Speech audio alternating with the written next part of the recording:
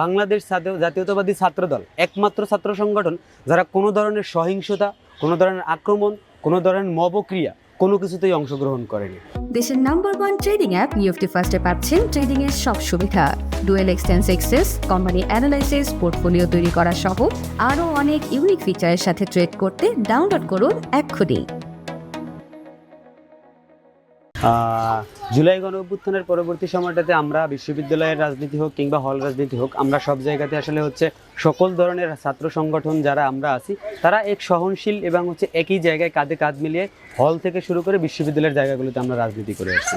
So এই ডাকসু ঘোষণার পরবর্তী সময়টাতে প্রচার প্রচারণায় আমরা যেই বিষয়টা দেখতে পাচ্ছি সেটা হচ্ছে যে শুধুমাত্র একটা গুপ্ত সংগঠনের যেই ছেলেরা যারা আছে, যারা আসলে নিজস্ব আদর্শ কখনো বাইরে প্রকাশ করতে পারে না, এই একটা আদর্শর বাইরের মানুষজন ছাড়া সবাই একভাবে কাঁধে কাঁধ মিলিয়ে এক জায়গাতে প্রচার প্রচারণায় অংশগ্রহণ করতে পারছে। একে অপরের প্রতি যে সহমর্মিতা, যে সহনশীলতা থাকা দরকার সেটা তারা প্রকাশ করতে পারছে। জুলাই আগস্ট গণঅভ্যুত্থানের পরবর্তী সময়টাতে বাংলাদেশ জাতীয়তাবাদী ছাত্রদল রাজনীতির যেই পরিবর্তন, রাজনীতির ধারার যেই পরিবর্তন, সেই পরিবর্তন কিন্তু ইতিমধ্যে নিয়ে আসতে পারছে। এই জেনারেশন কিংবা বর্তমান সময়ের মানুষ, বর্তমান সময়ের শিক্ষার্থীরা যেই রকমের রাজনীতি চাচ্ছে, বাংলাদেশ জাতীয়তাবাদী ছাত্রদল সেই রকমের রাজনীতি বিগত 1 বছর ধরে উপহার দিয়ে যাচ্ছে।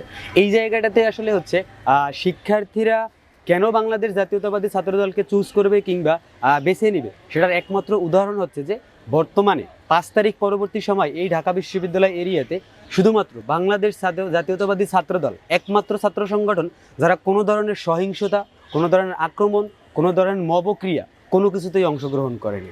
বাংলাদেশ জাতীয়তাবাদী ছাত্রদল 5ই আগস্ট পরবর্তী সময় থেকে বর্তমান সময় পর্যন্ত সর্বোচ্চ সহনশীলতা, ধৈর্য এবং শিক্ষার্থী বান্ধব যে কার্যক্রম, সেই কার্যক্রম পরিচালনা করে আসছে।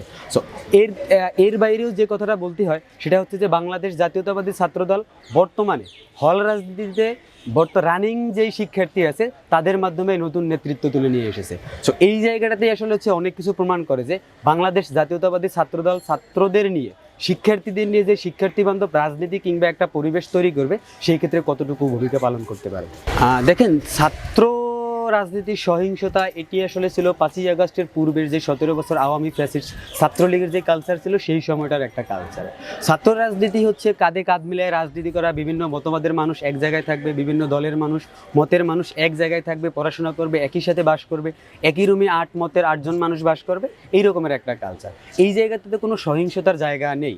বিগত সময়ে আমরা যেটা দেখেছি সেটা ছিল শুধুমাত্র এক কেন্দ্রিক নিজস্ব রাজনীতি, নিজস্ব মতবাদ মানুষের উপর চাপায় দেওয়ার যে একটা টেন্ডেন্সি, ওই টেন্ডেন্সি থেকে মূলত সহিংসতাগুলো হয়েছিল।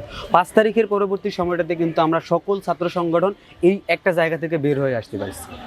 ডাকসুর আচরণবিধি লঙ্ঘন হিসেবে আমরা আসলে যেটা 24-25 তারিখ পরবর্তী সময়টাতে দেখলাম যে আসলে কোনো ধরনের কোনো পিভিসি বোর্ড কিংবা কাপড় দিয়ে কোনো ধরনের ব্যানার ক্যাম্পাসে আসলে প্রচারণার জন্য তারা ইউজ করতে পারবে না। তো এই নোটিশ দেওয়ার পরে আমরা আসলে গতকালকে থেকে দেখতেছি যে ক্যাম্পাসের বিভিন্ন এরিয়াতে এখন পর্যন্ত একটা নির্দিষ্ট একটি ছাত্র সংগঠনের নামের বাইরের অন্য একটি নাম নিয়ে এসে প্যানেল দিয়ে তারা আসলে তাদের ব্যানারগুলো এখন পর্যন্ত বহমান রেখে দিয়েছে। সো এই জায়গাটাতে আসলে আচরণবিধি লঙ্ঘন অবশ্যই হয়েছে, এবং আমি ব্যক্তিগতভাবে মনে করি বিশ্ববিদ্যালয় প্রশাসন, ডাকসু কেন্দ্রিক প্রশাসন যারা আছেন তারা আসলে এই বিষয়টি বেশ ভালোভাবে তদারকি করবে।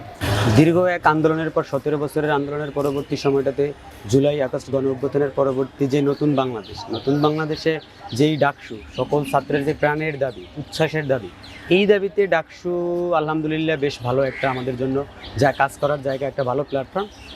এই ডাকসুর প্ল্যাটফর্মে বর্তমানে প্রচার প্রচারণায় ছাত্রদলের যেই প্রচার প্রচারণার টিম আছে যারা কাজ করতেছে, বেশ আলহামদুলিল্লাহ ভালোই সাড়া পাচ্ছে। আমরা হল সংসদে যারা নির্বাচন করতেছি তারা হলের বিভিন্ন রুমে যাচ্ছি 25 তারিখের পর থেকে। তো এই হলের রুমে যখন আমরা যাচ্ছি তখন আসলে ছাত্রদলের প্রতি মানুষের যে পজিটিভ চিন্তা, ছাত্রদলের মানুষজনের যে আন্দোলনের সংগ্রামের যে ইতিহাসের প্রতি মানুষের সম্মান, শ্রদ্ধা, এই জায়গা থেকে আমরা বেশ ভালোই সাড়া পাচ্ছি। 19 সালের যে ডাকসু নির্বাচন গিয়েছিল, সেই নির্বাচনটা আমরা দেখেছিলাম যে একটা আওয়ামী কেন্দ্রিক, একটা দলীয় কেন্দ্রিক, শুধুমাত্র নিজেদের এজেন্ডা বাস্তবায়নের যে একটা ডাকসু ছিল, যেটা আসলে কোনো শিক্ষার্থীদের প্রাণের দাবি ছিল না, মূলত ছাত্রলীগের এজেন্ডা বাস্তবায়নের উদ্দেশ্যে শুধুমাত্র তাদের নিজ কেন্দ্রিক একটা ডাকসু ছিল। তো সেই জায়গা থেকে জুলাই আগস্ট গণঅভ্যুত্থানের পরবর্তী সময়ে যেই বর্তমান 2025 সালে ঢাকা বিশ্ববিদ্যালয় ছাত্র সংসদের যে ডাকসু আয়োজন হচ্ছে, সেটা অবশ্যই আসলে শিক্ষার্থীদের একটা প্রাণের দাবি, এবং এই জায়গাতে আসলে সবাই কাজ করবে, ভালো করবে, এইটা আমাদের একটা উদ্দেশ্য এবং আশা।